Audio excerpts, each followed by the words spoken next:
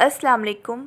پرانی کہانیاں اور دلچسپ قصے دیکھنے کے لیے میرے چینل کو کر دیں سبسکرائب اور ساتھ دے کے بیل آئیکن کو لازمی پریس کریں تاکہ آپ کو میری آنے والی ہر نیو ویڈیو وقت پر مل سکے۔ جزاک اللہ۔ آج میں آپ کو سنانے جا رہی ہوں ایک دوشیزہ کی کہانی جسے دکھوں کی چادر نے پوری طرح ڈھانپ لیا تھا۔ ظلم ہوگا نہ کسی پر، یہ کہا ہے اس نے۔ یہ سچ ہے تو اس سچ کی ضمانت کیا ہے؟ ہر ظلم عورت سے شروع ہو کر عورت پر ہی کیوں ختم ہوتا ہے؟ بلکہ ختم تو کبھی ہوتا ہی نہیں، کیونکہ ظالم جتنا بھی ظلم کر لے وہ یہی سمجھتا ہے کہ میں یہ سب اچھا کر رہا ہوں۔ کیا عورت کا کوئی مقام نہیں ہے؟ کیا عورت انسان نہیں ہوتی؟ کیا عورت کے سینے میں دل نہیں دھڑکتا؟ کیا وہ حوا کی بیٹی نہیں ہے؟ پھر کیوں اس کے ساتھ ظلم ہوتا ہے؟ آخر کب تک یہ درندے صفت حیوان عورت پر ظلم کرتے رہیں گے؟ آج جو کہانی میں آپ کو سنانے جا رہی ہوں وہ بھی ایک مظلوم عورت کی ہے، جس نے اپنی محبت کی خاطر اپنا مذہب، اپنا گھر بار، بہن بھائی سب کو چھوڑ دیا۔ اس محبت کے بدلے اسے سڑک چھاپ بننا پڑا۔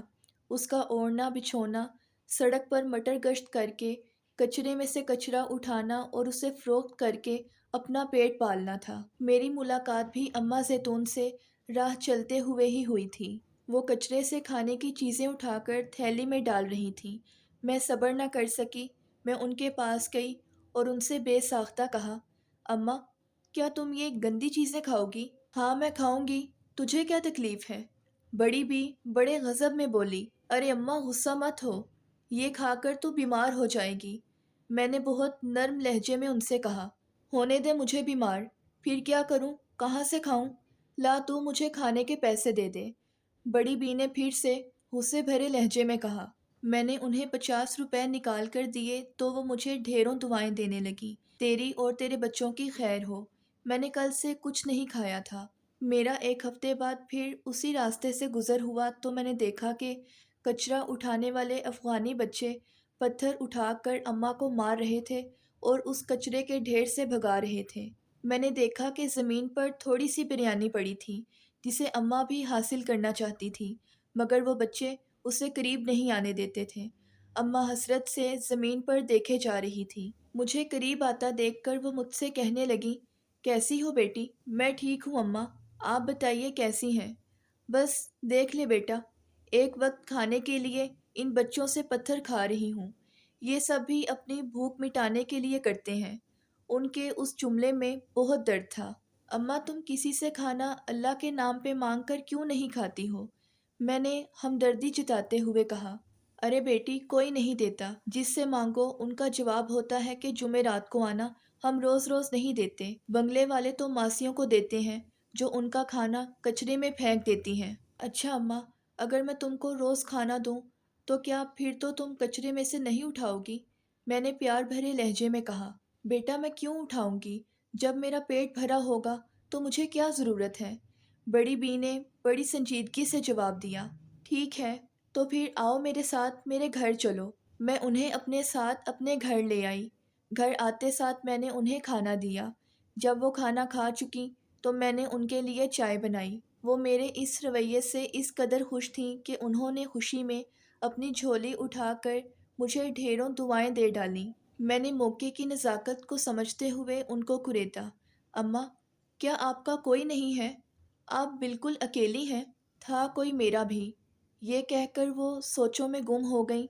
پھر وہ مجھ سے کہنے لگیں، ایمان بیٹا، میں تمہیں اپنی کہانی بتاتی ہوں۔ میں خیر پور کی رہنے والی ہوں۔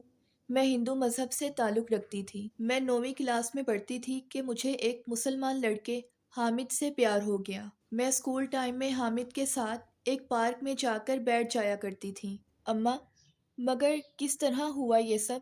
اماں کہنے لگی، اس کے لیے تو میں یہی کہوں گی کہ محبت کی نہیں جاتی، ہو جاتی ہے۔ حامد نے مجھ سے محبت کے ڈھیروں وعدے کیے تھے۔ وہ کہتا تھا، اگر تم مجھے نہ ملی تو میں خود کو ختم کر لوں گا۔ میں نے اس کو بہت سمجھایا کہ حامد، تم مسلم مذہب سے تعلق رکھتے ہو اور میں ہندو، مگر اس کا کہنا تھا کہ محبت میں میں ان سب باتوں کو تسلیم کرتا ہی نہیں ہوں۔ ویسے بھی میرا مذہب پیار اور محبت سکھاتا ہے۔ ایک دن میرے تایا نے مجھے حامد کے ساتھ پارک میں بیٹھے ہوئے پیار و محبت کی باتیں کرتے ہوئے دیکھ لیا۔ انہوں نے یہ سب کچھ ابا سے کہا تو پہلی دفعہ ابا نے میرے اوپر ہاتھ اٹھایا۔ بھائی نے بھی ان کا ساتھ دیا کیونکہ میری نسبت ماموں کے بیٹے کے ساتھ طے تھی۔ ابا نے اماں سے کہا کہ تم شادی کی تیاری شروع کرو اور تم اپنے بھائی سے کہہ دو کہ ہمیں شادی جلد ہی کرنی ہے۔ شادی کی تیاریاں دونوں طرف شروع تھیں کہ مجھے حامد کی طرف سے سندیسہ ملا کہ گھر سے بھاگ چلو۔ میں سہیلی کی مدد سے گھر چھوڑ کر حامد کے ساتھ کراچی آ گئی۔ رات کے اندھیرے بہت گہرے تھے۔ ہم نے ایک کچی بستی کی مسجد میں پناہ لی۔ صبح مولوی صاحب نے اس شرط پر نکاح پڑھایا کہ میں مسلمان ہو جاؤں۔ ان کے کہنے پر میں مسلمان ہو گئی۔ مولوی صاحب نے میرا اسلامی نام زیتون بی بی رکھا۔ اس طرح ہم دونوں ہنسی خوشی رہنے لگے۔ مجھے مسلم مذہب پہلے سے ہی بہت پسند تھا۔ مولوی صاحب کی بیوی سے میں نے نماز پڑھنا سیکھی اور قرآن پاک پڑھا۔ حامد نے محنت مزدوری کر کے اتنا پیسہ کمایا کہ اس نے بستی میں ایک چائے اور کھانے والا ہوٹل کھول لیا۔ ہمیں ہنسی خوشی رہتے ہوئے 8 سال گزر گئے، لیکن مجھے اولاد نہیں ہوئی۔ حامد نے بہت سے ڈاکٹروں کو دکھایا، سب نے یہی کہا کہ یہ اللہ کی مرضی ہے، اس میں نہ میری اور نہ ہی حامد کی کوئی غلطی تھی۔ حامد کے ساتھ ہوٹل میں ایک بنگالی کام کرتا تھا۔ حامد کا اس کے گھر آنا جانا تھا، وہیں سے میری بربادی شروع ہوئی۔ بنگالی کی بہن شاہدہ نے حامد کو اپنے جال میں پھنسا لیا۔ جب مجھے پتہ چلا تو میں بہت روئی۔ میں نے حامد سے کہا میں نے تمہارے لیے اپنے ماں باپ، اپنا مذہب، دین دھرم سب چھوڑ کر تمہیں اپنا بنایا تھا اور تم دوسری عورت کے چکر میں پڑ گئے۔ حامد کا جواب سن کر میں سکتے میں آ گئی۔ اس نے مجھ سے کہا ٹھیک ہے تم نے میرے لیے سب کچھ کیا، مگر تم 8 سالوں میں مجھے اولاد جیسی نعمت نہیں دے سکی۔ میں شاہدہ سے نکاح کر چکا ہوں اور اب وہ میرے بچے کی ماں بھی بننے والی ہے۔ وہ 4 مہینے کی حاملہ ہے۔ میں تو خود تم سے اس بارے میں بات کرنے والا تھا۔ میں 1-2 دن میں شاہدہ کو اسی گھر میں لا رہا ہوں۔ اس نے بڑی ڈھٹائی سے کہا ہرگز نہیں، میں سب کچھ برداشت کر سکتی ہوں مگر یہ ظلم نہیں۔ آخر جب میرے اندر کوئی خرابی نہیں تو مجھے کیوں یہ سزا دے رہے ہو؟ یہ گھر میرا ہے، تمہیں شاہدہ کو چھوڑنا پڑے گا، میں نے سخت لہجے میں کہا۔ اسی طرح حامد کی اور میری تکرار بڑھ گئی۔ آخر کار شاہدہ کی جیت ہوئی۔ شاہدہ کی ماں اور بہنوں نے مجھے بہت مارا۔ یہ دیکھو، ڈنڈا مار کر میرا سر بھی زخمی کیا۔ 20 ٹانکے لگے مجھے سر پر، مگر اس سب کے باوجود بھی میں گھر سے نہیں نکلی۔ روز شاہدہ حامد کو بھڑکاتی۔ شاہدہ نے آتے ہی پورے گھر پر قبضہ کر لیا تھا۔ کھانا بھی مجھے اس طرح دیا جاتا تھا جیسے کتوں کے آگے ڈالا جاتا ہے۔ میں نے خاموشی اختیار کر لی تھی۔ ایک دن حامد نے مجھے گھر سے نکال دیا۔ میں نے اس کی بہت منت سماجت کی مگر وہ کچھ بھی سننے کو تیار نہ تھا۔ اس نے مجھے دھکے دے کر گھر سے باہر نکال دیا۔ میں اس انجان شہر میں کافی دن بھوکی پیاسی سڑکوں پر مٹر گشت کرتی رہی۔ پھر ایک روز میں ندی کے کنارے بنگالیوں کی آبادی میں پہنچ گئی۔ سخت گرمی، بھوک اور پیاس سے میں ایک جھونپڑی کے قریب بے ہوش ہو گئی۔ جھونپڑی میں ایک بڑے میاں رہتے تھے۔ وہ مجھے اپنی جھونپڑی میں لے گئے۔ میری داستان سننے کے بعد انہوں نے مجھے اپنے پاس رکھ لیا۔ وہ چورن چٹنی وغیرہ بیچ کر اپنا پیٹ پالتے تھے۔ ان کو دمے کی بیماری بھی تھی۔ چند دن سکون کے گزرے کہ وہ بھی اس دنیا سے چل بسے۔ میں ایک بار پھر اکیلی رہ گئی۔ پھر میں اسی جھونپڑی میں رہنے لگی۔ کیونکہ میں جوان تھی، شکل و صورت کی اچھی تھی، اس لیے بہت سے لوگوں نے مجھے اپنی ہوس کا نشانہ بنانا چاہا، مگر میں نے اپنا حلیہ ہی بدل لیا، یعنی میں نے خود کو پاگل بنا لیا، گو کہ میں پاگل نہیں تھی۔ پھر وہ جھونپڑی بھی مجھ سے چھین گئی۔ بنگالی پاڑا ٹوٹ گیا کیونکہ وہاں اب فلیٹ اور لیاری کا پل بن گیا ہے۔ اس وقت سے میں اسی طرح سڑکوں پر مٹر گشت کرتی رہتی ہوں۔ رات کو میں پل کے نیچے ہی سو جاتی ہوں۔ وہاں میں نے پرانے کپڑوں اور پلاسٹک کے ٹکڑوں کے پابند سے ایک جگہ بنائی ہے۔ اب آندھی طوفان سردی گرمی میں یہی میری پناہ گاہ ہے۔ یہ داستان سنا کر وہ بڑی بھی پھوٹ پھوٹ کر رونے لگی۔ میں نے بڑی مشکل سے ان کو چپ کروایا۔ اماں، آج سے میں تمہاری بیٹی ہوں۔ میرے گھر کے دروازے ہر وقت آپ کے لیے کھلے ہیں۔ اس طرح جب بھی ان کا دل چاہتا وہ میرے پاس آ جاتی۔ میں نے ان کو چند جوڑے کپڑے دیے اور کہا آپ نہا دھو کر صاف ستھری ہو جائیے۔ آپ یقین مانیے وہ صاف ستھری ہو کر ایک الگ ہی چیز نظر آئیں۔ وہ جمعے کی ہر صبح کو میرے گھر آ جاتی، نہا دھو کر نماز پڑھتی اور رمضان میں پورے روزے رکھتیں۔ ان کا یہ روپ دیکھ کر میں نے ان کو اپنے گھر رہنے کو کہا تو وہ بولی، نہیں بیٹی، مجھے 20 سال سے فٹ پاتھ پر سونے کی عادت پڑ گئی ہے۔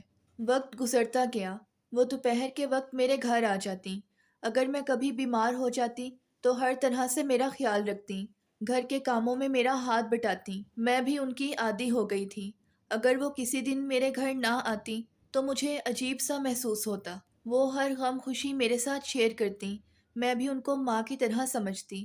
میری بیٹی جب ان کو نانی اماں کہتی تو وہ پیار سے اس کا ماتھا چوم لیتی۔ 1 سال سخت سردی پڑی، رمضان کا مہینہ تھا، وہ سحری میں میرے گھر آ جایا کرتی۔ میں نے بہت کہا، آپ سحری کا سامان لے جایا کریں، صرف چائے کی ضرورت ہوتی ہے۔ وہ نہ مانی، کہنے لگی، نہیں بھائی، تیرے ساتھ سحری کرنے کا مزہ ہی الگ ہے۔ 12ویں روزے سے وہ نہ آئیں۔ 5 دن گزرنے کے بعد مجھے ان کی فکر ہونے لگی۔ پھر جہاں ان کی پناہ گاہ تھی میں وہاں گئی۔ وہاں جا کر دیکھا کہ وہ تو سخت بخار میں بے ہوش پڑی ہیں۔ میں نے لوگوں کی مدد سے ان کو رکشے میں ڈالا اور سیدھا ہسپتال لے گئی۔ تمام چیک اپ اور ٹیسٹوں سے پتہ چلا کہ ان کو تو سخت نمونیا ہو گیا ہے۔ کچھ دن وہ وہاں ہسپتال میں داخل رہیں۔ اس تمام وقت میں ان کے پاس جاتی رہی اور جو میں ان کی خدمت کر سکتی تھی وہ میں نے کی۔ مرنے سے پہلے انہوں نے مجھے وصیت کی تھی کہ ایمان بیٹا، میں جانتی ہوں کہ اب میں اور نہیں جی پاؤں گی، مگر تم مجھے کفن دینا۔ میں اپنی بیٹی کے ہاتھوں سے کفن پہننا چاہتی ہوں۔ ان کی حسرت بھری نگاہیں میرے چہرے پر جمی ہوئی تھیں اور میری آنکھوں سے آنسو رواں تھے۔ اتنے عرصے میں انہوں نے مجھے ماں کی کمی محسوس نہ ہونے دی۔ یہ درد وہی محسوس کر سکتا ہے جس کی ماں بچپن میں اسے چھوڑ کر اس دنیا سے چل بسی ہو۔ یہ درد میرا تھا۔ مجھے اپنی ماں کی شکل بھی نہ یاد تھی۔ اس وصیت کے چوتھے دن ان کا انتقال ہو گیا۔ میں نے ایک بیٹی کا فرض نبھایا اور ان کا کفن دفن میں نے ہی کیا۔ آج بھی میں اپنے پیاروں کی فاتحہ کراتی ہوں تو انہیں بھی اسی طرح یاد کر کے اشک بار ہو جاتی ہوں۔ خاص طور پر وہ مجھے عید کے روز بہت یاد آتی ہیں۔ وہ میرا دیا ہوا سوٹ نہا دھو کر پہنتی تو مجھے گلے لگا کر میرا ماتھا چوم لیتی۔ کیا وہ سڑک چھاپ تھی؟ نہیں، بالکل نہیں۔ ان کو تو ایک مسلمان آدمی نے سڑک چھاپ بنا دیا تھا، جس آدمی کی خاطر انہوں نے اپنے ماں باپ، اپنے بہن بھائیوں کو چھوڑا تھا۔ اللہ ہم سب مسلمانوں کو نیکی کی ہدایت دے تاکہ ہم کسی کے اعتبار کو ٹھیس نہ پہنچائیں۔ کیا یہ کہانی سن کر کوئی غیر مسلم کسی مسلم پر بھروسہ کرے گا؟ ہم سب مسلمان ہیں، اپنے بھروسے اور انا کو قائم رکھیے۔ ہمیں کسی کا بھروسہ اس طرح کھونا زیب نہیں دیتا۔ اگر آپ کو میری آج کی یہ سٹوری پسند آئی ہے تو ویڈیو کو لائک اور چینل کو سبسکرائب کرنا مت بھولیے گا۔ ملتے ہیں نیکسٹ ویڈیو میں، تب تک کے لیے اللہ حافظ۔